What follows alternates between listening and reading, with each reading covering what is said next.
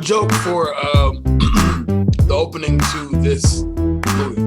Why? I've never seen it. But why? Well, you know what? I've never had interest. Why? I just never had interest in seeing it. Like never.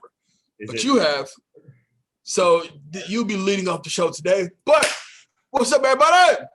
Back to the Classic The Cinematic Movie Podcast that takes you back to the icon that films up 20 years ago on iHeartRadio, Apple Podcasts, Spotify. I always miss the last like one or two of them, don't I? Spotify, Apple Podcasts, iHeartRadio, Pandora, Amazon. Don't forget to download the Beat Network Amazon app, available right now. I'm Jay Alonzo. With me, of course, is David Danger Neff. And we got some news. We got a little bit of news that we're going to announce shortly. But let's kind of get into this. Partner, how was your week? My week was interesting. I called Black Widow. We'll get to that in a second. I called Black Widow. I did some cool stuff with the girlfriend, and my coworkers are getting ready to have this, I guess if you will, like a rap science show or something. It's like a kind of like a Habitat for Humanity meets hip hop kind of a vibe. I'm not sure what the fuck is happening, but I know I've been invited to that, so I'll be doing that pretty soon. Besides that, man, it's been a relatively hot ass week. That the weather just doesn't quite know what it wants to do. How are you?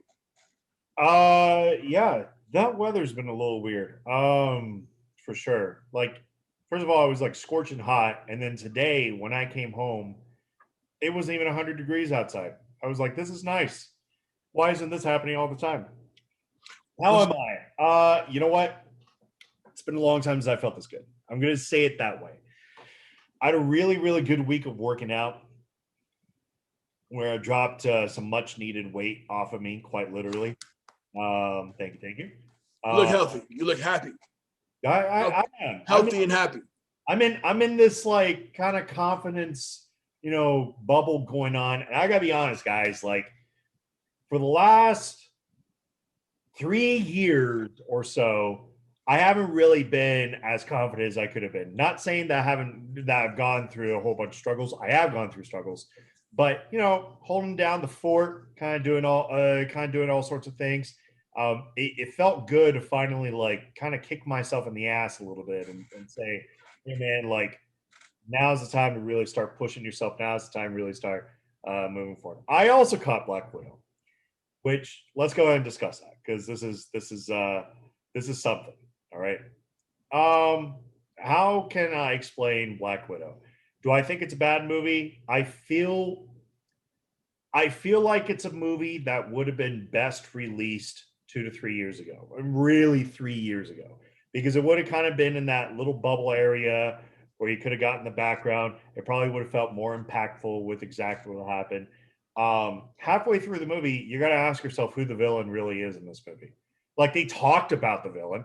They talked a lot about this villain, but you never really knew what the villain actually did, which is something I have a major problem with this movie. Like there's so much dialogue with this movie that they don't show us anything.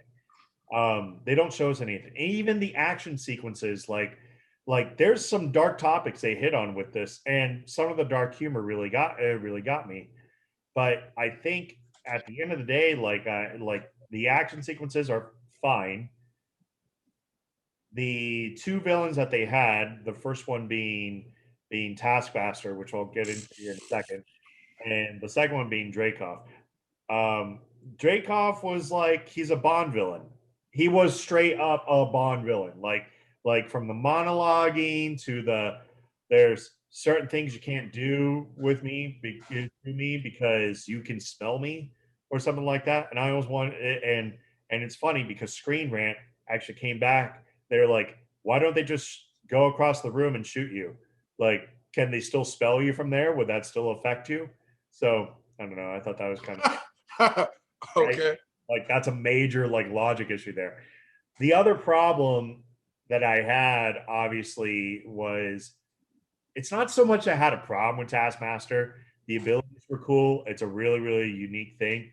But man, like they gave it to a talented actress, which you'll figure out within the opening credits. But there's just no personality. You never find out why. Like, how was she cool with what happened to her? Like at the end of it, they were like, she was all like, "Oh, you did that to try to do this." I was kind of cool with it. It's like you would have died. Yeah, but I was kind of cool with it. It's like, would you? Like, you realize how young you were when that shit was going to happen, right? Right. I was kind of cool with it, whatever. And it's just like, all right, whatever. Um, I gotta give credit to the acting. The acting is at least good. You know, there is some lines that are a little bit more forced than anything, but I mean that's pretty much it, man. Like I enjoyed it for what it was. I can't put it anywhere in my top 5. I doubt it hits my top 10. It's in my top 20. That's about the best I can give it right now. What did you think, my friend? Okay, so let me start off by saying I love how you broke it down because I'll probably if you I love how you went first and broke it down the way you did because had I did it, I'm like this shit is trash. But essentially, what I can say is this though. I couldn't help but to constantly go back to the thought that this movie feels like it was long overdue, right? And furthermore, it's like the fact that it's not even a spoiler anymore. Everybody knows what happens to Black Widow in Endgame. Yeah, So if we're gonna keep things kind of going in chronological order, if you will, there's no need for this movie, like at all. I mean, I'm glad she now has one, and what we got was cool enough. But unfortunately, for me at least, and I'm only speaking for Jay. Once what happened in Endgame happens, I have no more need to get more Black Widow. You know what I'm saying? And unfortunately, yeah. cause all you do at the end of the day, you just confuse the people who's like, but wait a minute, but I mean, I get it, but why? You know what I'm saying? Which is one of the reasons why I was kind of wondering, like, when was this movie originally supposed to be released? Like, Last year, that's what it dropped. I think May of 2020. okay, I think it might have actually worked if it dropped in May of 2020 if they would have released it straight to Disney Plus. I think it actually would have worked a lot better because I think the wound is still a little bit fresh. You're still thinking about Endgame, and now you finally get her story. But nearly 2 years later, like I almost kind of wanted to say, look, I'm more interested to what's going on. You know, I know this is the first movie afterwards, but you can't tell me why is this movie not the end of Phase 4, and instead, or the end of Phase 3 instead of being the beginning of Phase 4. It's like it has no bearing to Phase 4. That's what's going to happen with this movie. This movie doesn't have the impact that it does because of the time it was literally released. If this Yeah, shit, and with that being said, I'm telling you, like for me, I think what was great in it. I fucking love David Harbour and almost anything he does. Like I think he's a hell of an actor, yes, and Florence Pugh kills it in this movie. killed it, straight up killed it. Killed it. Crazy. It's funny, can be sexy, can really do the action. Like yo, she killed this shit. I think Ray Winstone is wasted completely. I think Taskmaster is boring as fuck. I think Rachel Weisz is pretty good. But my standouts is definitely Winstone, Florence Pugh, and of course Scarlett as Black Widow. But the movie as a whole is boring. But furthermore, I couldn't shake the vibe of like, I want to be more into this, but if we're thinking about, in hindsight of, where it places in the MCU, it feels late. It feels so late to where I don't really care anymore. I Now, think yeah, here's when it honestly, this is the perfect time to have released this movie is in between Infinity War and Endgame. You know that period where it was like where it was like, okay, they dropped Captain Marvel, right? And then they dropped there was something else that dropped in between Infinity War and that I can't exactly remember. You know, I'm going to look it up real quick. Like, if they would have dropped this out in between, oh, the impact that you would have felt for her. Oh man, listen. I always said like because this is technically between what Civil War and Infinity Dude, War. that's the confusing part. All we know is that's really after Civil War. Like, that's my problem with it. It's like, oh, okay, Right. really But after. but like you said though, if you drop this in between Infinity War and Endgame, that makes that scene so much more heartbreaking. You know what I'm saying? Yeah, Like you really get to see, like, yo, I'm really feeling something for this. Like the way we felt when Tony died. I'm like, yo, I felt that. okay. I felt that. They dropped Ant-Man and the Wasp in after Infinity War. They dropped Captain Marvel in 2019. You mean to tell me you couldn't have found this movie would have worked perfectly in December of 2018? Would have worked perfectly. Impact would have been big. You would have felt like, oh, wow, man, you guys really did that to her in Endgame? People would be upset. And then people Yeah. like, But where's her? that's great storytelling. That's great movie making. Like if it's about the emotion and the emotion that we have to this character, like we remember Scarlett when she was Black Widow in Iron Man 2. Like, yo, who is that? You Exactly. know what I'm saying? So it almost makes her, well, it's spoiler. Well, fuck it. Y'all have seen it. It makes her death and Endgame almost like, well, that's it. That's all we get. Yeah. And And, then like, oh, don't forget the movie's coming though. Yeah, but she's dead already. So why do we need it now? You right. know what I'm saying?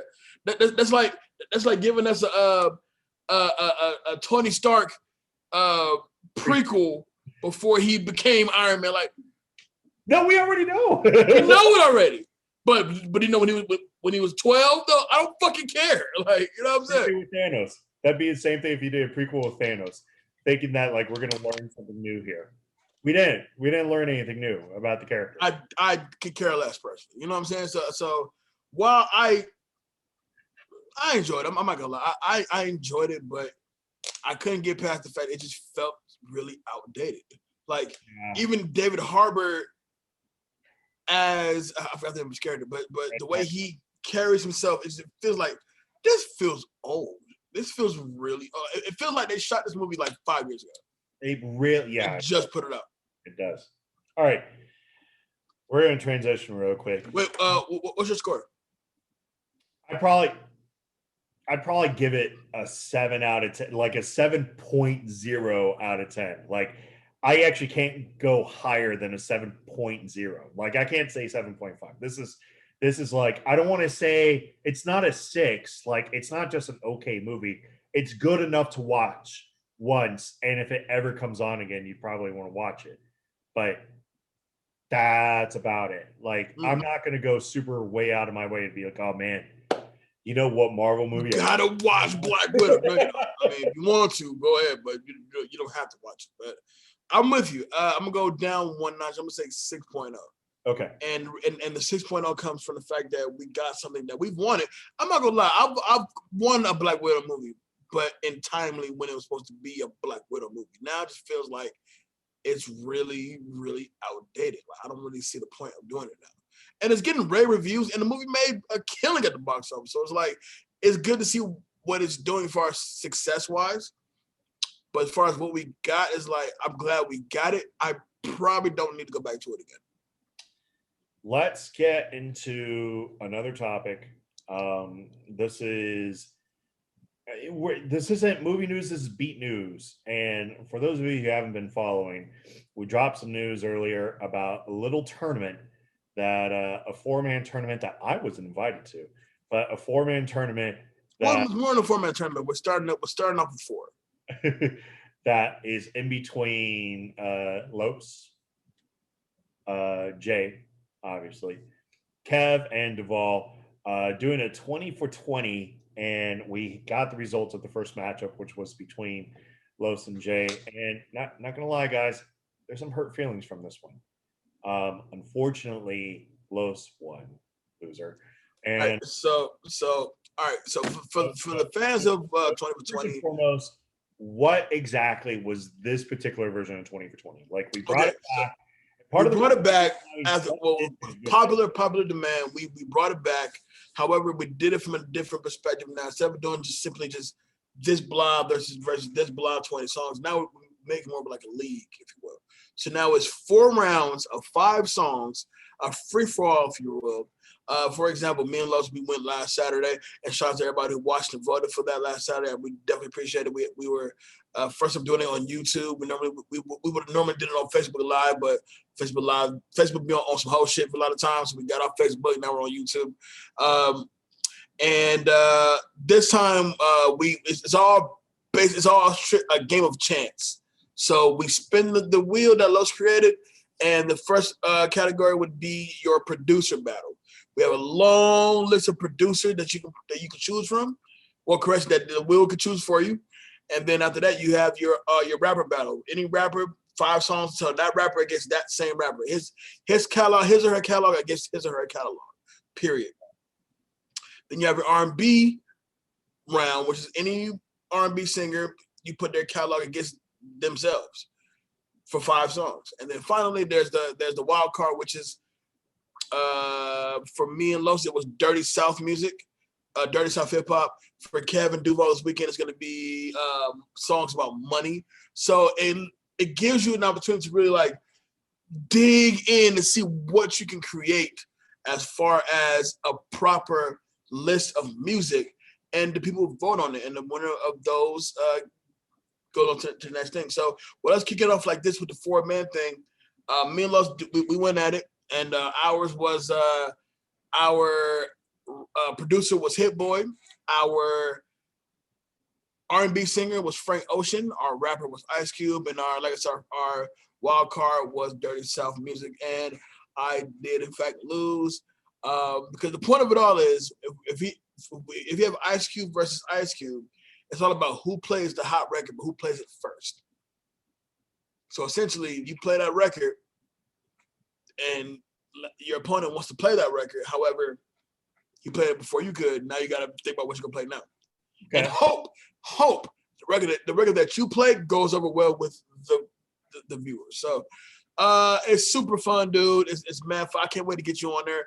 I do believe we're setting up the next list of competitors. Shit, I want to say next week after Duval and Kev. And watch this Saturday, youtube.com/Beat Network, when you have both Duval and Hollywood Kev going at it. There's going to be rapper is Drake, and their R&B singer is Trey Songz, and their producer is the Neptunes, and their free for all is songs about money. So gonna be a good time. I'm looking forward to watching this one as well. And once again, shout out to everybody who watched us live. The playback of me and Los battle is now available on beatnetworkonline.com. Just simply go to your shows, and you go to 20 for 20, and you see us right there, Jay Alonso versus Big Los, in which Los ran victorious. Los played a hell of a game, and I think the liquor was getting to me to where I was more so just grooving out. So yeah. Did you watch? No, I was at the Garth Brooks concert. My apologies. Did you suck it on traffic? No, basically, like, no, we figured it out. Basically, like, we pulled on to Dean Martin from Trop. I told my ride to just drop me off in the middle of the street because nobody's gonna hit a fat guy. And I walked to T-Mobile with Gwen, my sister. And then when we left, we did the whole crossing across the Mandalay Bay Bridge. And then my ride picked us up at Mandalay Bay, so we were cool. Like it wasn't even the worst thing. But I'm not gonna lie, like they do need to figure out a better form of parking. I heard they really got to work that out because even though I heard the show was dope, and I also love the fact that I'm talking about hip hop. But I didn't watch it. I was watching Garth Brooks. Like, oh. Let me be fair. That was my first ever country concert, and it was also the first concert ever at the Allegiant Stadium. So it's the first stadium concert that really Vegas has ever had. It was sold out, wasn't it? Yeah, 65,000 fucking people were there. Fuck. 65,000 Bud Lights, 65,000 terrible white people dancing, 65,000 yeah going on around me. I saw 2 black people. 2. I'm pretty sure they weren't from anywhere black. Like they were from Boise, Idaho. I'm they pretty sure. Maine, I assume. very specific. Yes. You know what I'm saying? Somewhere very Midwestern, if you will. This last bit of news comes a little bit bittersweet. And for those of you who have been fans of our show, we cannot thank you enough for being fans of our show. Yes. Yes. Let me echo that real quick. As the creator, if you will, of the show, people who've been down with Back to Classics since back when it was me and Kay, back when it was Jay and Kay, then it was just Jay by himself, and now it's Jay and Dave. Tremendous gratitude, appreciation for y'all rocking with us for now approaching 5 years. Love you to death. Thank y'all so much for keeping us afloat. All the changes that come to the show, accepting Dave when Dave come on, you realize Dave was gonna be here for a long time. That's what we set out to do. You know what I'm saying? And I appreciate it sincerely. Yeah, I thank y'all for the support. Love for the support. Love the Cinnabucks. With that sentiment being set out there, and also for myself, I appreciate you guys finding a way to accept me. Having a colonizer suddenly come onto the show, and be like, "Oh, it's a white man taking over the show." Who's the white boy? It's the white boy. And all the love and support I've gotten from the community, I cannot. It helped me a lot through some of my darkest times, and because of that, it's not something I really talk about too often. But thank you, truly. That being said, the bittersweet news is that Jay and I have finally decided that we are ready to take a hiatus from Back to the Classics, not from Beats, but from Back to the Classics in general. And if you want to look for a few reasons, if you want to say, are we pointing fingers at anybody? No, it's Jay and I have been pushing through with this show for the last solid 3 to 4 years, really straight. We haven't really taken a hiatus that did not involve a medical emergency, Right, exactly. And that's kind of a big thing about it. It's like suddenly, and even when we took a small hiatus, it would be like 3 weeks or so, 3 weeks without a show, we were just kind of, going through the motions. We were part of the Comic-Con, community there for a little bit with the Las Vegas Comic-Con, and we had ideas of being a part of the Repost Summit. It's been a lot that B has been a part of, that has taken away from, I don't want to say the focus, but more so like it expanded our minds where it'd be like, we can do other stuff. And that's kind of where we are now as far as mentally. If you're going to ask, was there a specific point where it just kind of clicked that said, no, we really wanted to do so? I think we kind of had a conversation a little bit this week. We had already been kind of talking about doing a season thing. It'd been in conversation now for really the last few months. We had really brought in Cinema Rehab and Duvall and Selena to kind of help kind of take over this a little bit, to kind of relieve a little bit of the pressure off our backs. We both took months off, a month off each separately, and I felt like when we came back, I felt like when we came back to the show, it wasn't enough time off. It wasn't enough for us to just say, "Wow, I'm really glad to be back." And don't get me wrong, like I enjoy, the conversations. The Back to the Classics group is fucking phenomenal. You guys man, you guys got on my ass today for not having a spoiler thread out for Loki that just dropped today. I haven't even watched the damn show, at all. I've not seen a single episode yet. And so here we are doing spoiler threads for you guys. So it's kind of a special thing, special things for us. And shout out to Duvall, for all the good work that he's done. Shout out to the whole Beat family, but especially Los, all the fantastic work that he's done for us. Spinning ideas and kind of popping ideas for us. But the reality is that everybody goes through burnout. Everybody goes through, baseball players get an off season. Teachers get, 3 months off. You're allowed to take a vacation from your job when you can. For us here at Back to the Classics, at some given points in time, we were the only show that was going on that was really carrying the show and putting it on our backs and kind of trudging forward a little bit. And burnout is always going to set in, and it's always going to set in forth. Does this? I for one would hate, just like me and Dave were on the same accord. I for one would hate to continue to do a show that my heart's not in it, and we owe you, the fans, way more than that. You know what I'm saying? But y'all deserve more than that. So I would hate to do a show and then you can just tell I'm not into it, and you don't tune in to watch us kind of just go through the motions. Like, you tune in to watch us goof around and have a good time. And like I said, we would be cheating you if we wouldn't go into every episode with all the high energy, all the jokes. Essentially, this is a comedy show.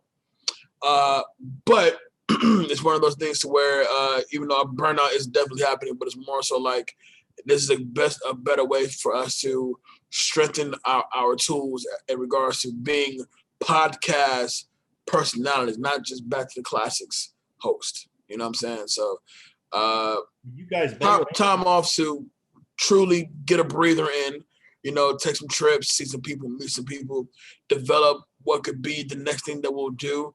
And you'll know when that time approaches what the next move will be. But we're not leaving Beat, and Dave is my man for life. So that's keep that for sure. So. And I'm sure some questions are going to come up. Does this mean that the show is over? I'm going to be honest with you guys. I don't have a definitive answer for that. Not right now. Not at the exact moment. If you were to ask me, like, is this show going to be over? I'm going to say no. But I'm also going to say, well, I want to see if it can evolve into something different.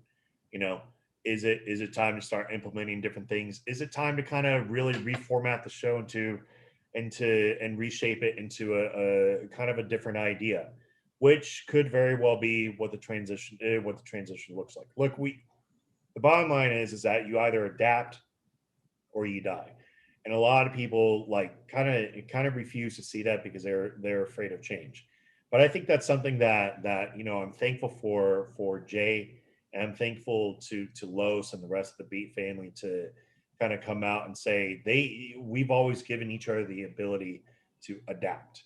We say, hey, we need to change something up or something's not working, and we worked it out to the point where, in a way, the show and the Facebook group has kind of ran itself. But I want to reiterate once again, without the fans listening in, tuning in, and all that, this all would have been for naught. I cannot thank you guys enough, because it would be unfair for me to say, that I did this specifically for myself, because I didn't. I did it in ways for a sense of escapism. Now I want to find that passion again that I have for movies, because we've watched a lot of movies over the last 3 years. If you think about all the movies that we've watched before you became my official, my co-pilot and all that, but just prior to, back when you was on the show as a guest, let alone, you know what I'm saying? And what it is, and this is me speaking as developing this show at my mom's house when, Los had just created Beat Network, and we were kind of just going and this is what I wanted to do. And ironically, that was where my first episode Was was. at my mom's house. Yeah. So it was like now it's like to kind of watch it grow to where it started to where we are now, and that devoted fan base, and like I said, people have rocked with us from it was back when it was me and Kay, and shout out to Kay Williams, and we hope to get him on pretty soon as well. And then back when it was just a Jay Alonso thing, and now that with Dave and me feeling like Dave was the one that I needed to bring on to really like give me something to where like we could really take this to the next level. And the fact that you guys have rocked with us since day one, and I could be more appreciative. And like Dave said, we haven't had a hiatus that didn't involve someone's medical emergency.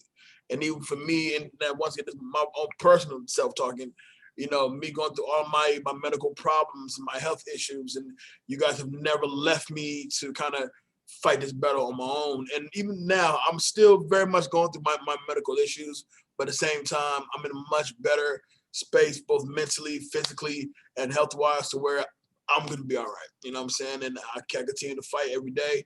And with your love, your support, I will always continue to fight for sure. And yeah, you know what I'm saying? So take this gratitude from us to you as something that is definitely from the heart. We're not mixing words here.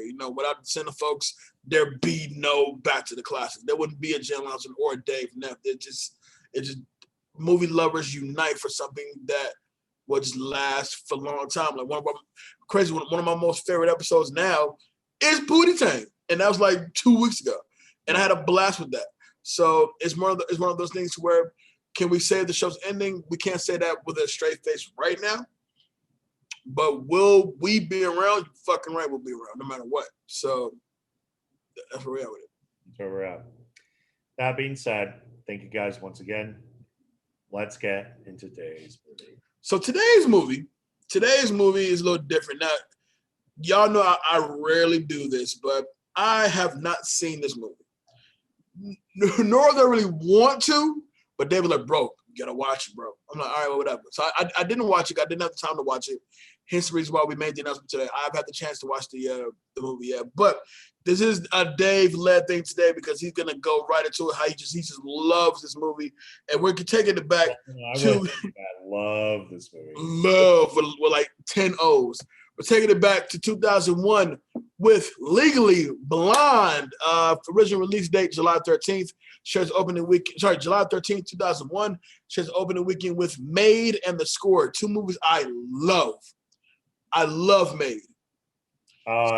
Didn't it also drop with Bully? And Bully as well, which I think I've never seen. Okay, but I've seen Bully. Bully. That's Brad Renfro, right? Yeah, Bully is a porn. 80% of that movie is a porn. And it's funny because I was literally just talking about this with my boy Adam yesterday. I was like, there's this movie. I couldn't remember the title of it until I literally saw the title, and I was like, no, that's it. Like, the end of this movie is they kill their friend to be eaten by crocodiles because Florida. It's as Florida as it gets. It's kind because Florida. Now The Score I love a lot. It's a movie that doesn't get talked about often. That's Robert De Niro, Angela Bassett, Marlon Brando, Ed Norton. Fucking awesome movie, dude.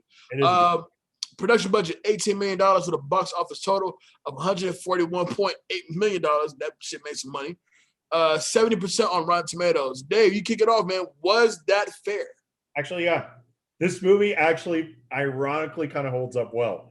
It's kind of one of those movies that, like, in a way predicted a lot of stuff that would happen later on. And this from a guy's perspective, okay, because this is going to sound weird. From a guy's perspective, this feels like a chick flick. But to be honest, this is very much like a kind of a decently powerful, like, feminist movie. And what I mean by it is that it's not so much as kind of throwing in the face of like men are bad. No, not at all, actually. It's more like we're literally pinpointing you what is toxic masculinity. And in this movie, in particular, it does a good job of kind of showing and representing that.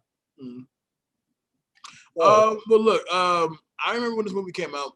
2001 as a whole was just Weird. a weird year. I remember like when you were putting together the list for this year, Double Take was one that I always kind of go to as far as like a weird movie year. Double Take with Eddie Griffin and Orlando Jones.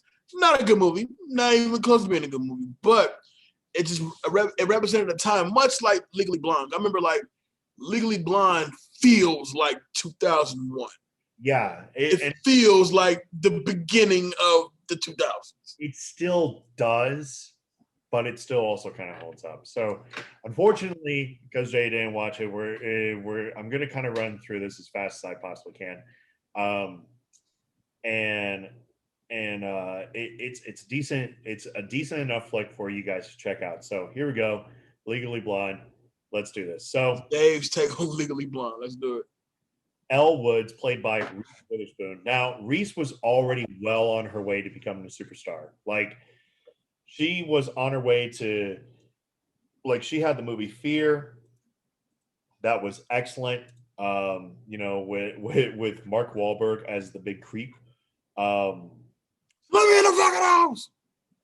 She was kind of getting. She was in Pleasantville. She was in Twilight, not the Twilight that you're thinking, but one that had Susan Sarandon, Gene Hackman, and Paul Newman, if I'm not mistaken. She was in Freeway, which was kind of like this black comedy. So she was kind of in this like, and also she was in Election. She was also in Cruel Intentions, Election, so now her stardom. So this was kind of like her big breakout role, almost. And the original idea of this was a movie, or was a novel written by Amanda Brown, where Elle Woods is ditzy sorority socialite, and it's kind of played a little bit to perfection by Reese Witherspoon, because she's not dumb. Like she's just like, her priorities are just off. This is a girl that had a 4.0 in fashion management or fashion design. It's one of those two. And she's expecting to be taken to an expensive restaurant by her boyfriend, Warner Huntington III, played by Matthew Davis, to be proposed to. And there's kind of like this scene. They have this song that's kind of kicking in, going, "It's a perfect day," and it's like everything about it is just like super supportive of like female empowerment. And it's actually something that I kind of like. It kind of makes me smile about, because none of these, when you hear a sorority, you don't hear great things about a sorority. I hear fraternities all the time, and I hear they're great, but sororities, you never hear anything, or at least they're never portrayed great in movies, right? This was probably the first time I felt like in a sorority wise that like all the girls were super supportive of each other, like, studying hard. They're all working out together and kind of reading books, while on a treadmill or something like that, kind of giving each other like beauty advice, and nothing felt forced. It felt really genuine, to do so. And I gotta admit, it was really kind of refreshing to see. Now, Elle does have a 4.0 in her thing, and she's not necessarily dumb. She's just a bit naive. Like, for example, to showcase that they weren't dumb, they decide to go to a store, and whatever retail associate is there, she's like, "I love dumb blondes with daddy's credit card," and tries to sell her on a dress, that's like one of a kind, but we can get at like a little bit of a discount. But she was really going to mark it up, to her. And Elle was like, "That was like in this magazine during this time, and you would never do this certain type of stitching with this article of clothing." And it's just like, okay, like maybe you're really into fashion, which is true. She really is into fashion, right? Which is all right, which is fair. All right. So anyway, she expects Warner to propose, but instead he breaks up with her. Why? Because she's Elle Woods. She's not a Vanderbilt. She's not a big name daughter of somebody. you know, and if he's ever going to become a senator by the age of 30, you know, he needs to make sure that, you know, he's focused on the serious stuff, and he You know, believes. I've never met a Vanderbilt in my entire life. I've always took the last name Vanderbilt and like associated with like the Hamptons. Like, Yeah, exactly. And that's kind of the running joke of it, right? right, Because it's like, no, none of us get that joke, really. None of us get this idea of like these super rich families that know each other by only last names. Like, I don't know anybody like that, but you know, whatever. By the hey way, Neff, exactly. Well, I mean, but I'm not famous or rich. So fair enough. he believes that like Elle's not serious enough for that kind of life. So, and he's getting ready to go into Harvard Law School. So Elle decides, in the most brilliant plan ever, for her to get into Harvard Law to win Warner back, which I know sounds incredibly ridiculous, but this is a girl that has a 4.0. And she goes and spends months studying, and she scores a 179 on the law school admissions test, otherwise known as the LSAT. Right, The perfect score on the LSAT is a 180. So clearly, she's not an idiot. You know, she just kind of has whatever. And she gets accepted to Harvard Law with this ridiculous admissions tape where basically she's in a bikini most of the time. It's kind of hilarious because while none of the men pointed out while they're discussing her application, it's very clear that they're pointing that out. Like even the right. main guy was like, she's a fashion major. They were like, well, she does have a 4.0 and she's really into these things. And she did score a 179 in the LSAT test. And he's all like, okay, I guess you're going into Harvard Law now. You know, and I'm just like, okay, like if that's all it takes. So anyway, You know what? And real quick, for the record, I never seen this movie, but in 2001, I distinctively remember when this movie was being marketed, even before it came out. I remember, I think I saw the trailer. Oh, no bullshit! I saw the trailer for this movie going to see Double Take actually, and I remember I was like, that just doesn't look like it's for me. and mind you, I remember like going to see Bring It On when I was like in middle school, and like a bunch of us went to saw Bring It On in theaters too. And I was like, this just does not look like something I'd watch. But I'm watching Bring It On, so but I'm just like, nah, I I'm think I think one of the reasons, and to be fair, one of the reasons why I wanted to cover this is because we've covered movies like Never Been Kissed, we've covered Cruel Intentions, we covered She's All That, and this is this fits right in. well, no, this doesn't fit in with those movies because this was really super like feminine empowerment. But I didn't ever want to shy from a challenge of literally covering a girl movie, you know, or in this case, I guess a chick flick in some cases. But to be honest, like this was really my first time ever watching the movie all the way through. I gotta say, it's better than some of the other movies that I've ever seen. It's kind of a reason why I'm kind of glad that like my niece actually really champions this movie, which you know, so I'm cool with. So Have you seen the sequel? no. Now I've heard things about the sequel, which is one of the reasons why I don't want to watch it. Legal likes it. So upon arriving at Harvard, L's SoCal personality, because again, Harvard is in Cambridge, Massachusetts, and apparently everybody in Cambridge is a hard ass, which isn't true at all. Um, and it's just complete contrast to them. Like, for example, she meets up with this girl Enid Wexler, played by Meredith Scott Lynn, and she's like this really super powered feminist, like the version that the version we got after the Me Too movement, right? And the version that didn't support positivity. It just wanted to point out problems more than anything else. Right.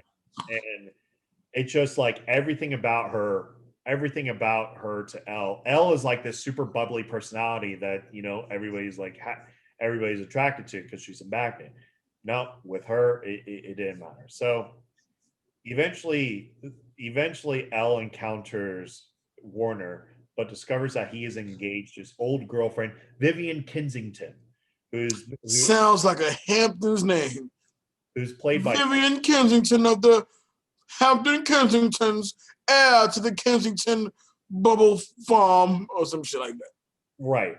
And it's kind of one of the like it's played by Selma Blair, and in true Selma Blair fashion, Selma has the best way to like be super snarky and be a little bitch to somebody while still having like appeal. Mhm. And they kind of treat Elle like she's an idiot. And when Warner finds out that she got in, like one of the most quoted lines from this movie was like, he's like, "You got into Harvard Law," and she's like, "What? Like it's hard?" And it's kind of something that's stuck like over the years, like just kind of like snap back at them. Anyways, Elle tells Warner that she tends to apply for one of the professor's internships, who's played we all know Victor Garber, Professor Callahan.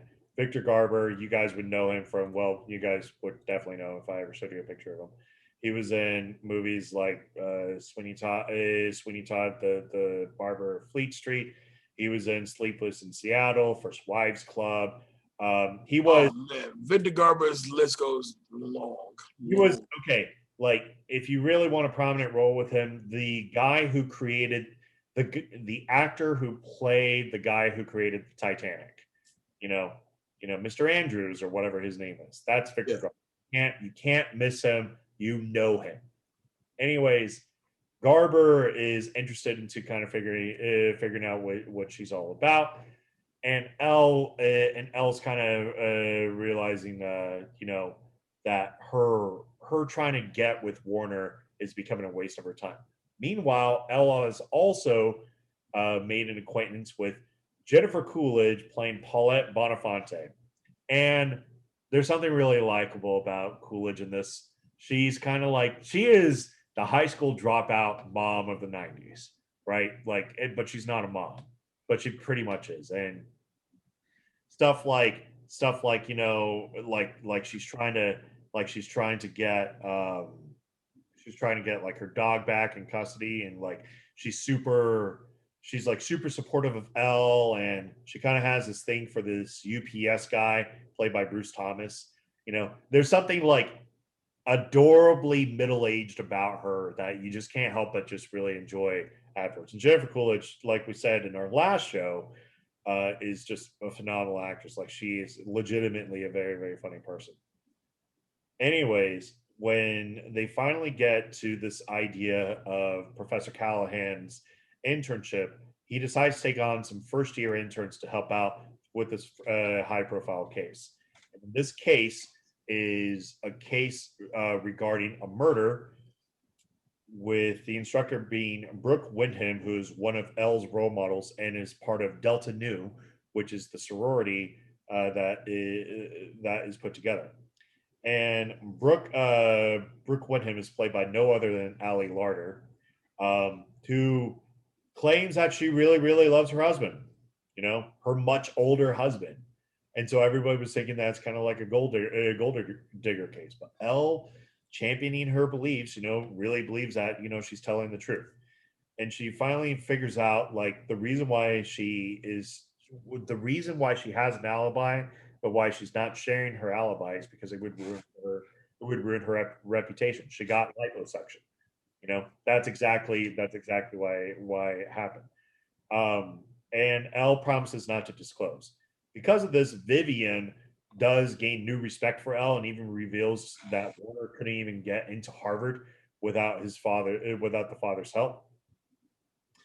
And meanwhile, Luke Wilson, who is kind of the partner of Professor Callahan, or is a junior partner, has taken notice of Elle's potential. Anyways, one particular night, Callahan attempts to try to seduce Elle, and who now believes that this is the reason why she got the internship. So, devastated, she decides to quit and nearly returns home, telling Emmett what happened.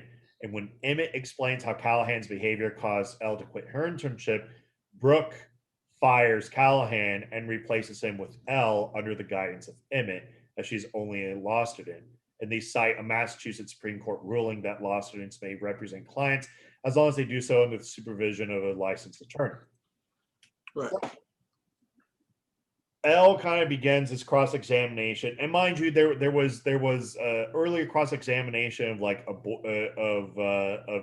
this guy that claims that he was sleeping with Brooke,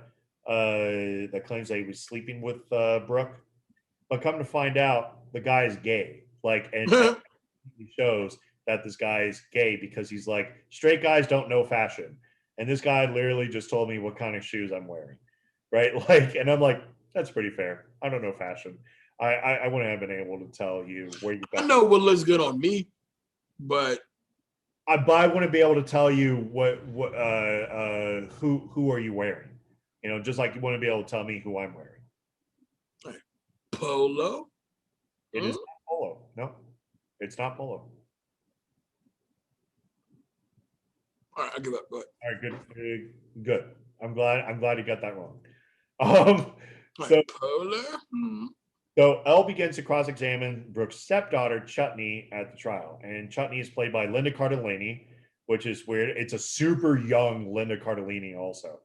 And catches Chutney in a lie when she basically says that she came home and because they can't find the murder weapon, she came home and she took a shower, but earlier in the day she got a perm. And everybody knows that you're not supposed to basically get a perm the day that you take, you're not supposed to take a shower the day that you get a perm because it deactivates the certain chemical that makes a perm, right? The ammonium thioglycolate or something like that. Right. It points out that Chutney's curls are basically still intact. With the story falling apart, Chutney confesses that she intended to kill Brooke because she hated the fact that her father married someone who was the same age as she is, but she instead had killed her father instead. So, after the trial, Chutney is sent to jail. Warner approaches Elle and asks to take him back since she has proven himself, but of course, Elle rejects him, realizing that he is shallow and a complete bonehead. Real quick, want to rewind it real quick because there was another really, really kind of cute scene of like her hanging out with Jennifer Coolidge's character where she's trying to say, here's how you get the attention of a guy. And she does this bend and snap where they're bending over to kind of show their tits and then they snap up real quick to kind of show the tits, like perk out a little bit. It's hilarious because it's super non-feminist, but it is kind of funny to see Jennifer Coolidge try this because she breaks the guy's nose in the process. So it's kind of one of those things that's like, all right, that's kind of funny. Anyways, Elle and Vivian become very good friends after she dumps Warner, and 2 years later, Elle gives a graduation speech while Warner graduates with no honors, no job offers, and no girlfriend. Emmett has started his own law firm and has been dating Elle for 2 years with plans to propose that later that night. And this obviously leads into what the sequel will wind up kind of being, which we're not going to really talk about because it involves a really weird storyline. The storyline I'm not sure is even worth repeating. But wasn't it called Legally Blonde 2, Red, White, and Blonde? Red, White, and Blonde. And that's pretty much it. That's Legally Blonde.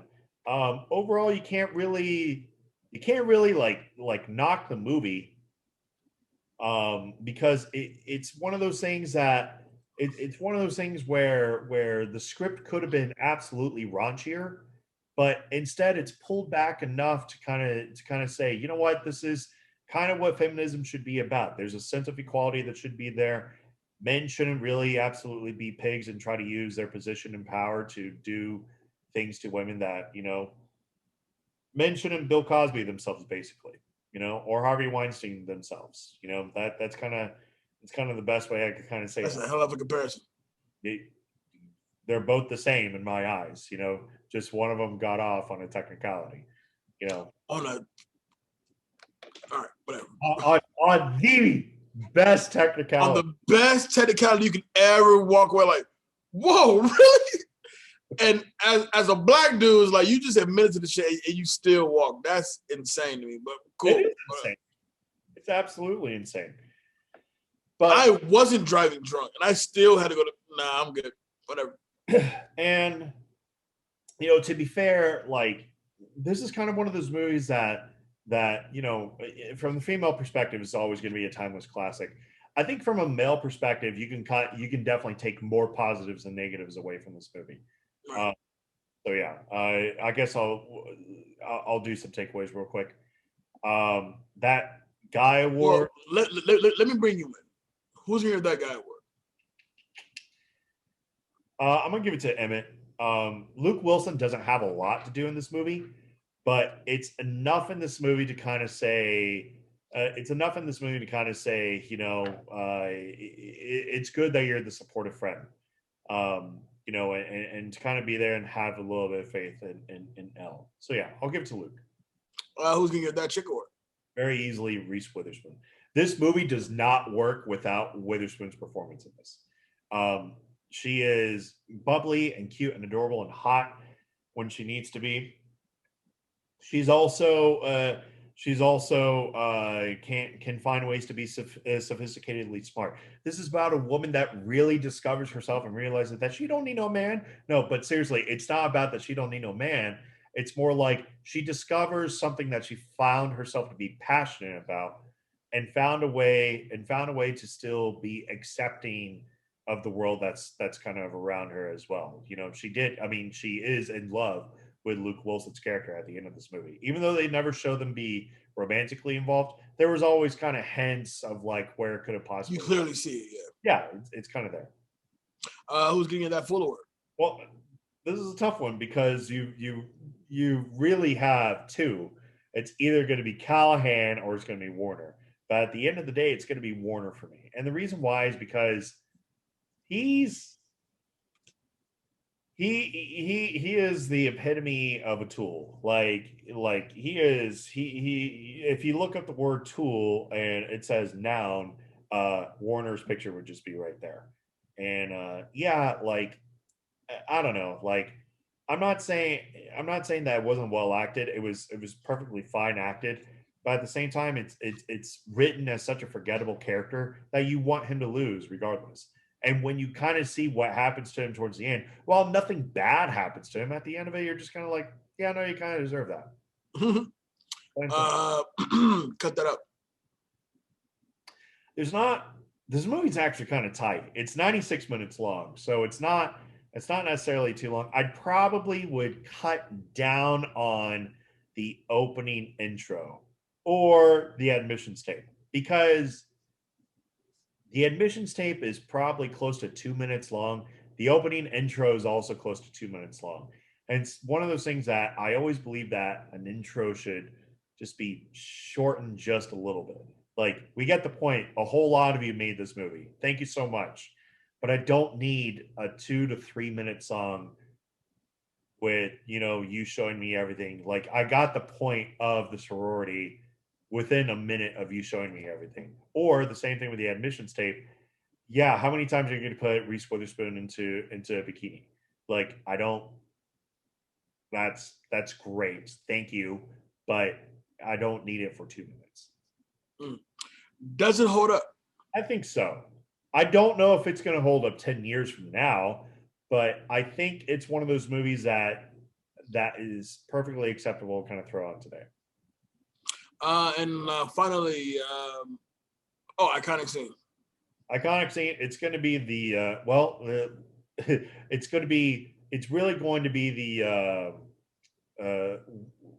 its hard scene, because it kind of sums up exactly Elle Woods. Like, this is a person you expect to be stupid, and she's not. This is a person right. that you expect that you could just kind of throw a sheet over her eyes, and yet she absolutely refuses every step of the way. That's kind of where I'm at with it. All right, so let's get to some quick hits here. I got mine pulled up. Let's do it. All right, so let me hit you with one of these. Elle Woods wears 40 different hairstyles throughout the movie. Yep. To prepare for a role as Elle Woods, Reese Witherspoon spent 2 weeks studying the behavior of sorority girls, as she did not wish to portray a stereotypical airhead sorority image. She states on the DVD commentary that they were all very kind and polite, and she enjoyed her time with them. She also observed women shopping from the cafe at Neiman Marcus and attended law school for a day. Okay. On her first day, Elle comments that whoever said orange is the new pink is seriously disturbed. This is a reference. This is a reference to producer Mark Platt's other production, Josie and the Pussycats, in which teenagers are brainwashed into thinking orange is the new pink. Josie and the Pussycats should be burned out of existence. Yeah, that's not good. When Elle Woods arrives for the first time at Harvard in her hot pink outfit and convertible, one of the students condescendingly refers to her as Malibu Barbie as she steps onto the campus. Mattel later released a promotional Legally Blonde Barbie doll for the release of Legally Blonde 2, Red, White, and Blonde, which is one of the problems I have with this movie. It's like you guys commercialize this now. This movie is also often referred to by fans and audiences as an unofficial live action adaptation of Barbie as well. Yeah, okay. I'm okay with that. My last one, Charlize Theron, Gwyneth Paltrow, Alicia Silverstone, Katherine Heigl, Christina Applegate, Mila Jovovich, and Jennifer Love Hewitt were all considered for the role of Elle Woods. Yep. And all right. My last one will be, they kind of showed this like Taco Bell commercial for real as the Chihuahua Bruiser. And it's the Mexican Taco Bell dog, Yo quiero Taco Bell, which always cracks me up because I always said, if you had that dog in real life, like you would have no problems. You'd be like coming home, your house is on fire, and like the dog's all like, what happened? And you'd be like, your house is on fire. He goes, oh my God, do we call I would need that dog to really, truly talk to me. And furthermore, be my alarm clock by simply saying, you're going to Taco Bell. Oh, I'm up. What's up? That's what I need. So anyways, the point I was trying to make, Taco Bell advertisement on TV was real and ran nationally. It was one of over a dozen such commercials and was part of a major campaign that lasted for over a year and included a range of commercially available talking stuff toy chihuahuas. It was tied in with Godzilla 1998. The best Godzilla ever. I really remember that scene, the when he decides to attack the Godzilla dolls. I don't know. Yeah. But yeah, that, my friends, is Legally Blonde, y'all, as told by my man Danger Neff, because I didn't watch it. But once again, Anika said she should have been on this show for this episode. She could have come. She could tell my spot. She probably should have been on this. Yeah, so yeah, she would have been super Elle Woods all day. Danger Neff, where can I find you? Well, you can always find me on Facebook, Instagram, and Twitter at David Danger Neff. I'm the co-host here at Back to the Classics with my guy here, Jay Alonzo. For the time being. Obviously, after us dropping kind of the news a little bit earlier, the Back to the Classics movie talk group is still going to be up and popping regardless if we're here or not. You guys have pretty much ran that group at this point, and I thoroughly enjoy it because of it. We're going to have some things kind of coming up as we kind of take this break in general, and we'll go from there.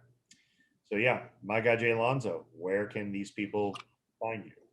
Well, for starters, don't forget 20 for 20. The battle this week will be Duval Brown versus Hollywood Kev. That's going down on Beat Network. YouTube.com/Beat Network, 6 p.m. Pacific time, 8 p.m. Eastern time. Is that right? No, 9 p.m. Eastern. That's right? 9. Yeah. So 6 p.m. Pacific, 9 p.m. Eastern. On the YouTube live page, go to youtube.com/Beat Network. Jump on the live, join the conversation. It's a lot of fun, and we will definitely see you guys on Saturday. Besides that, you can find me on all the social medias. On Instagram at official Jay Alonso, Facebook at Jay Alonso, Snapchat J-Alonso, and Twitter I am Jay Alonso. Once again, a huge shout out to the center folks out there.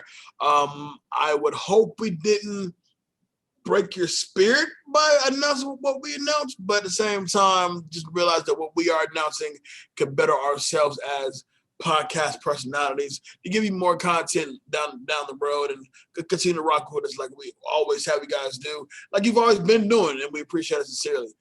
With that being said, I think that's all has been said. That's it, guys. That's it. I'm Jay Alonso with is Danger Neff. Oh, that was a super late reaction. Well, you skipped. That's why. I skipped? Yeah. Like my frame skipped? Yeah. Let's do it again. This is Bastard Class. We'll see y'all next week. I'm Jay Alonso. With me, of course, is Danger Neff. Hey, that's like, bro, the pause was just like you're not gonna say it? We'll see y'all next week, y'all. Be cool. Peace. Peace.